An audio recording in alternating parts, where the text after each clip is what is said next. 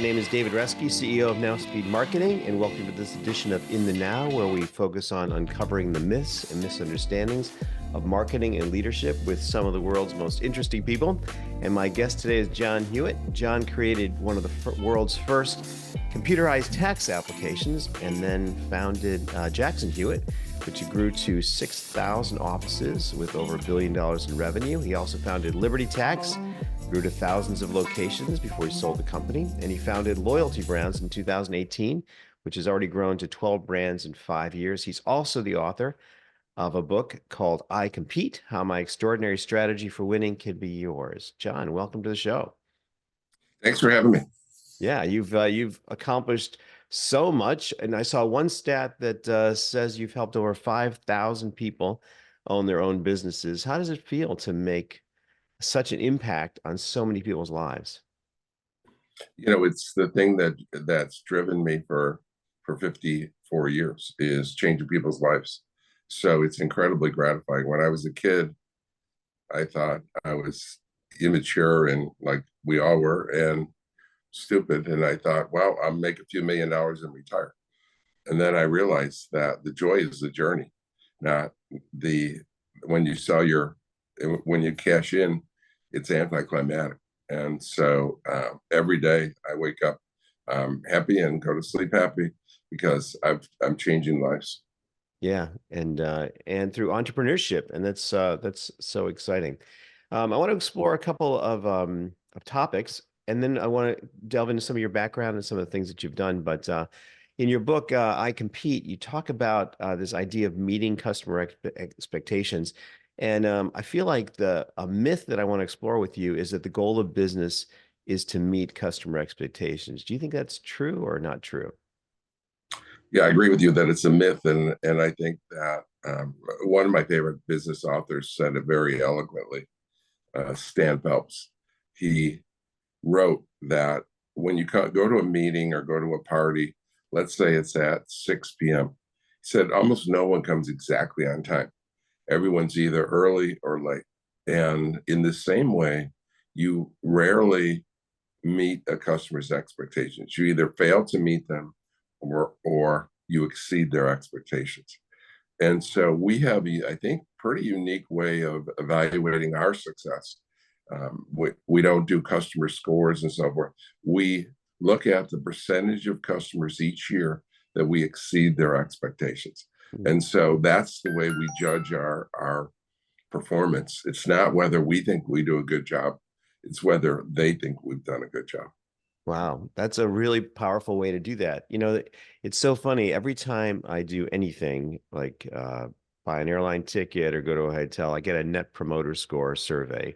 That's one of these, would you recommend your this company to a friend? What do you think about that net promoter score idea versus this idea of exceeding customer expectations? Does it really tell you if you've exceeded customer expectations?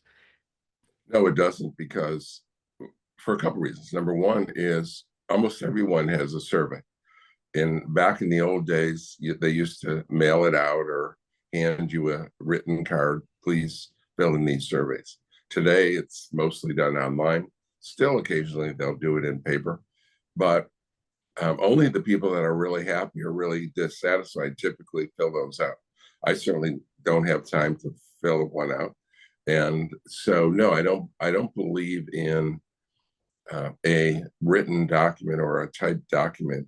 So we do something in all of our companies that's unique, almost unique. It's not only a differentiator and superior in our own industries, but compared to all industries.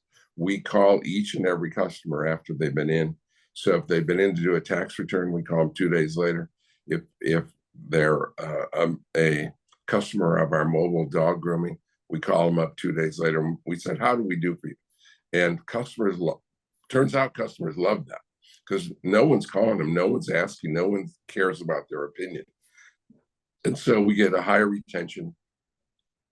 And another thing, David, that a side benefit of that is I found in every one of my industries, and I've been in a dozen now, that my employees on the ground aren't good at asking for referrals. I mean, you explain to them how important it is, you teach them, you implore them, you try to reward them, but they're just not good at asking for referrals. So this very personable caller finds out whether the customer was happy, whether we exceeded their expectations, and if they're happy, which is the vast majority of the time, we say, please refer us to your friends. And do you know have any other friends that might be interested in this service? And so it's I do not believe in the traditional way that others are doing it, that it encapsulates enough information to be accurate. Wow, that's it sounds like you got kind of a fanatical approach to client meeting, exceeding client expectations, and really making sure that those, the clients are happy. That's amazing. How do you do that though in a franchise model? I've always been involved in, direct services with clients. And it seems like in a franchise model, you've got to basically train a lot of people, but it's very distributed, right? So it's how do you maintain that level of high quality service in that kind of an environment? Well, well, you're exactly right. It's in a way it's more difficult in a franchise because my job as a franchisor is to give you the best system in the industry, and your job as a franchisee is to follow that system and follow the recipe exactly. Well, out of the over 5,000 franchisees I brought in my career, not one of them listens 100%. And Hmm. one of the things they don't listen to is they don't call customers. Some of them won't call customers. Well, what we do is instead of they call one every customer, we call one out of every. It depends on the brand and how big the purchase is, but we typically call one out of every 100 customers. And when we find out that they haven't been called, and we don't ask the customer whether you've been called before. We notice that if no customer says, "Oh, you've already called me," then we know they haven't called, and you can tell in their performance. The superstars, the high performers, call their customers, and the low performers don't. So, in a franchise system, since you're never going to get 100% to follow you, you have this comparable analysis. So we can say, look, the franchisees that are calling their customers are doing 12% better than those that don't. And so we hit franchises over the head with that when they're not following the system. That, you know what, you're just not living up to your potential. Joe over here is calling customers right next door. His growth is 20% and yours is 4%. So if you want to meet your goals that you've laid out for us, you need to follow the system and call your customers. Yeah. But yeah, it's nothing is ever 100%. There's only three certainties in life: death, tax, and change. Absolutely. Well, it sounds like you've learned a lot about customer service through your career, but take me back to the beginning, right? When you were just starting out. So, did you have all of those principles kind of at the beginning when you created the first tax application, you were launching your first company, or did this evolve slowly over time? Kind of when did you kind of figure out this model of exceeding customer expectations, and how did that work into your strategy? Yeah, I've been doing this. This is my 55th tax season. I have 54 years of experience. I got to say, I'm a lot more wise and than I was 54 years ago. I'm a lot smarter. And human beings tend to learn mostly by mistake. And I read recently that people that are most successful have made the most mistakes. And I have no doubt of that. I mean, for my franchisees, in order to give you the best system, I have to know what all the mistakes are. So I've either made every mistake or seen every mistake. So I help you as a franchisee avoid every single mistake because I've already made them all. But we learn from observation and testing. For example, the calling the customers was I just fell into it by accident. One time I made a bet with one of my franchisees. He had raised his fees a lot back 25 years ago, and the neighboring franchise had raised his fees a little bit more, and he had. I said, "Oh, Kukler next door has raised his fees more than you," and he said, "Well, he's going to suffer for it next year." And so I bet him $1 that we would have a neutral party call 100 each of their customers, and this was in the summer between tax season. We'll have a neutral party call each of 100 of their customers and give them a rating and rate them. Did we exceed your expectations and so forth? And so we had a woman that called all the franchise, 100 of each, and of course I won my dollar.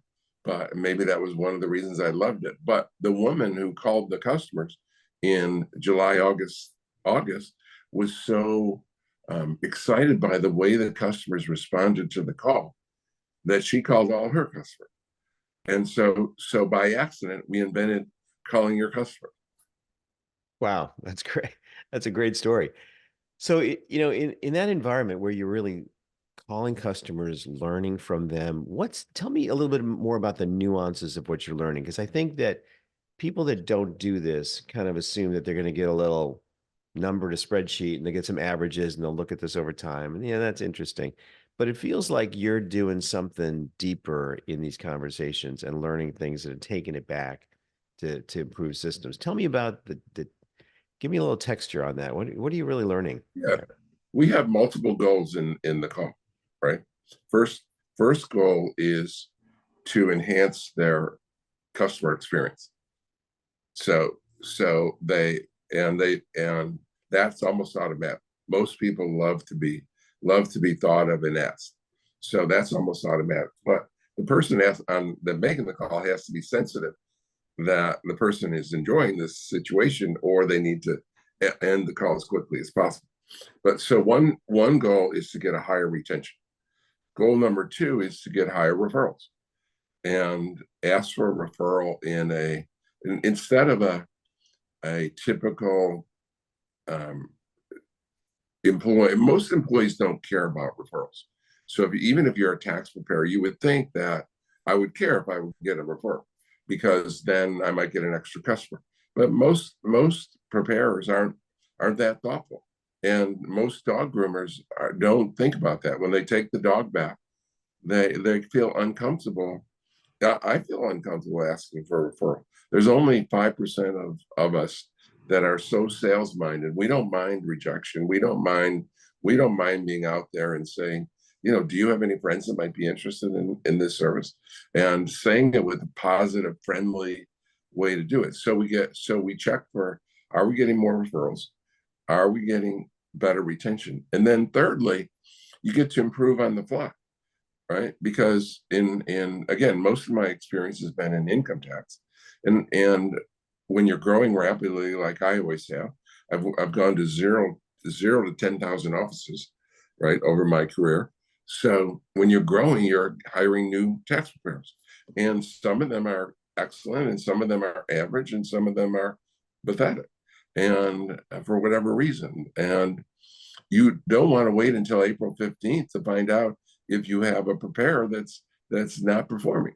And it doesn't matter if I think the preparer is doing a good job or he thinks he's doing a good job. It only matters if the customers. And the number one complaint we've got over the years is the person just didn't seem like they knew what they were doing. They were fumbling. They were and it's just they're not confident, and they don't come across as confident and helpful. And or I'm sure that in all your customers experiences recently, not everyone does a good job, whether it's a waitress or a clerk or a valet driver. I was at a gourmet restaurant the other day, and there were five valet guys standing around, and no one came and opened the car door for my guest. That would have enhanced the experience, right? If they came, then handed me the keys, but no one came around. They were just sitting there talking. So you're always going to get inappropriate customer service. In my life, I've seen the customer service in this country degenerate for my whole life. So we want to be able to improve, get our customers to the best people. We want our Michael Jordans and our Mickey Mantles and our we want our elite to handle the most customers. Yeah, that is a really good strategy. You've invested a lot in technology over the years, right? So you kind of almost invented this category of computerized tax preparation and then rolled it out. How do you feel about the investments in technology helping customer service versus hiring and training great people helping customer service? Is it all about the people? Is it all about the technology? Will technology eventually replace great customer service? How does that all work together? Well, David, what I found in my career is that, and I've had thousands of employees. I've built two companies worth, two public companies worth $1.5 billion, and um, only 2 or 3% act like owners. Most of them act like employees. So I mean, it would be, if you could get a formula to how do you hire people, how do you find people and hire them that are act like owners, you would have the elixir of the century, of the millennium. You could find all people like that. You're going to get mostly people that don't care, that are here for a job, and that don't go the extra mile.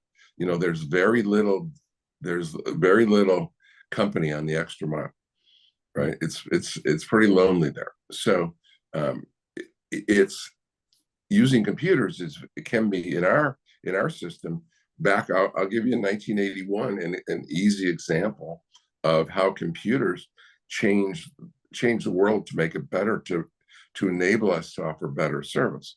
So what our software that we invented in 1981, the first software for an Apple computer, it was decision tree based. So most of your audience probably doesn't know taxes, but on a tax return, let's say you give charitable contributions. Well, most taxpayers don't ask, did you give any clothing or property? Because you can deduct the value of the clothing or property. They don't ask, um, did you drive any miles as for a Sunday school teacher or an officer in a church organization or in some charitable organization? And as a result, many deductions get missed because they're either too lazy to, or most people don't have it. So we use our software. Our software was only, there weren't numbers in the software, there were just questions. So if you had charitable contributions, then it would ask those questions. If you had rental property, it would ask, did you drive back and forth to the rental property to do repairs, collect rents, show the property? And most tax returns, that line item, that travel, was left off. And we could go back when we acquired practices, we would see that almost no one's asking those questions. So you use technology to be more thorough. Hmm. And that really helps deliver better customer service. It makes the employee more confident, delivers happier result. It seems like it can all work together, but you got to have great people and then technology enabled. It feels like one thing you said that was really powerful is that only in a typical organization, only 2 to 3% of the people act like owners, and you've built your career around the franchise model where you really do have owners who are running each individual company. And is that an advantage of the franchise model here? Because you've got owners closer to the actual customer who's doing it, closer to the employee and the customer down there It's versus a large corporation who's just got managers doing the same thing? David, I'm unstoppable. Each of my companies has been the fastest growth. And so think about it's a neighborhood by neighborhood battle. If you go back to the tax industry, H&R Block had 9,000 locations. And I started with six. I bought a company called Mel Jackson that had six. But most people in the tax business, um, most tax customers travel less than 10 or 11 minutes from where they live to where they file. So it's really a neighborhood by neighborhood battle. And an easy example, that one of the things that we did better than Block, and my companies have always done better than our competitors, is they're mostly company stores. So you have this company employee and they're open 9 a.m. to 9 p.m. So I love driving by at this time of year in winter, driving by a H&R Block office, especially in the colder areas of the country. And it's 20 degrees out. and it's 8:45, and the customers are standing outside, and the preparers are sitting inside, and they're like a bank. They don't open until 9 o'clock. Hmm. But if you're an owner, you're opening the door. Yeah. And our best owners are over in their line saying, "Hey, we're open across the street," right? And then at 5 after 9, there's a knock on the door, right? There's a customer at comes to H&R Block. They've locked the door at 9 o'clock. They're in there working, and the preparers typically don't even get out of their seat. They wave them away. Come back tomorrow. I mean, that's how company employees act. My owner's running up and they're leaving the door open, and as long as they're there. So that's just one simple example. We work longer, owners work longer, they work harder, and they're greedy. They want customers. To that employee, if a tax return today in is a little bit less than $300 average fee, to a tax preparer, he's going to get a commission on that of $15 maybe. To an owner, I'm going to get $300 plus that customer is going to come back 7 years. So lifetime value of that customer is $2,100. When you send them away, what's the chances they're coming back?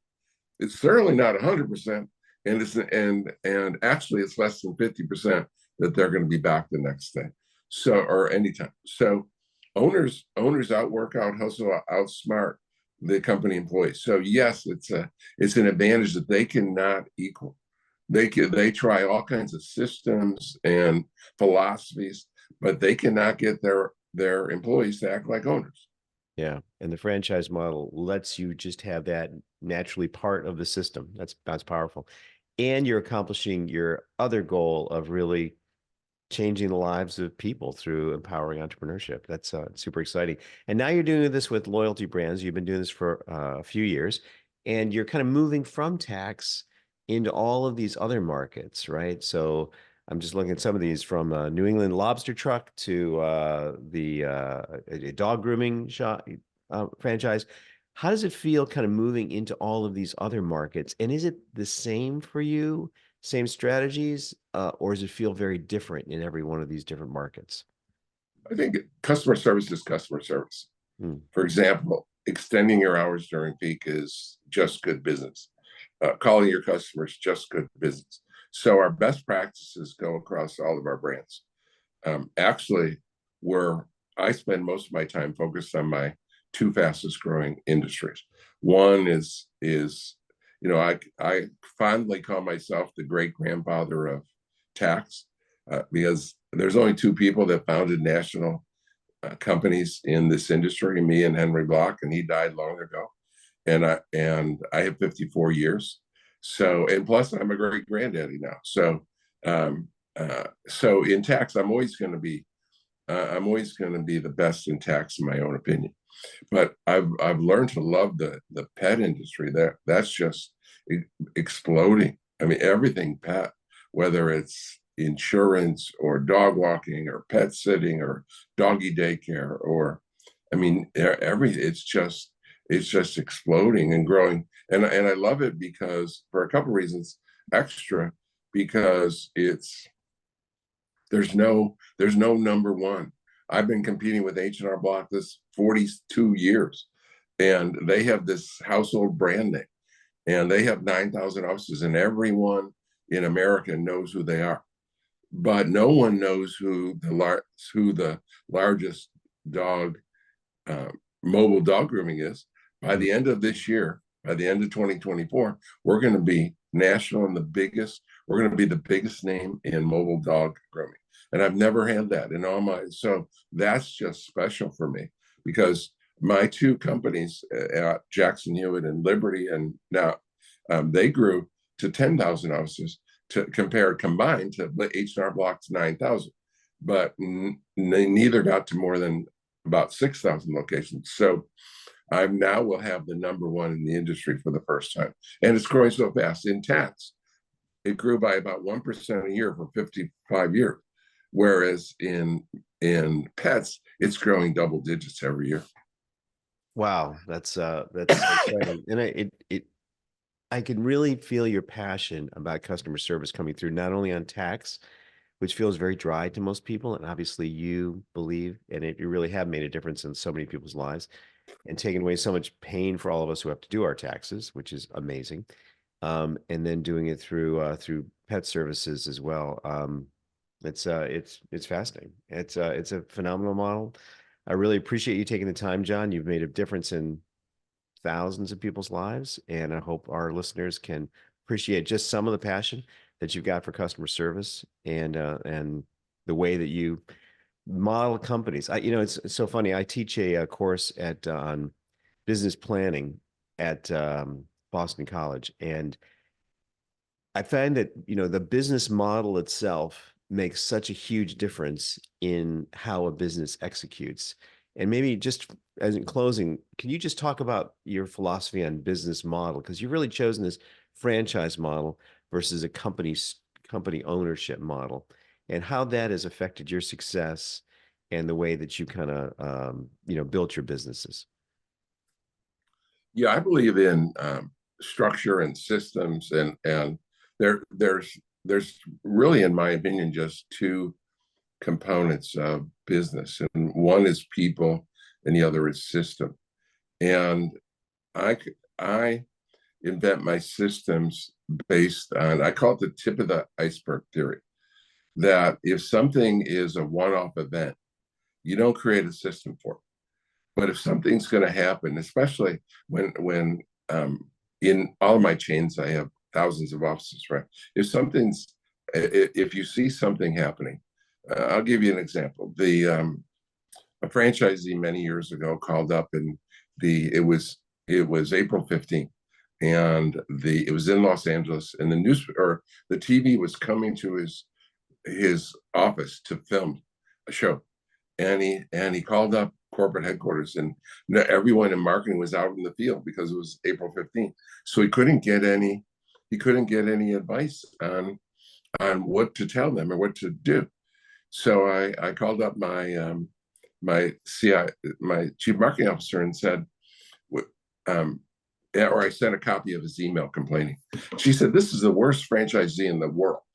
I mean, why do we need to listen to him?" And I said, "We need to learn from everyone." But I said, "How many times is the news crew going to come to one of our offices on April 15th or during the tax season? Every TV show, every TV station, every radio, every newspaper does something on tax. In training, we need to have a module on what to do when the press contacts you. And in our operating manual, we need to have a module on what to do if the press contacts you." So we improved our system based on listening to this. She said, "This horrible franchise." Well, you can learn from everyone. And, he was poor, but he taught us a lesson and improved our system, right?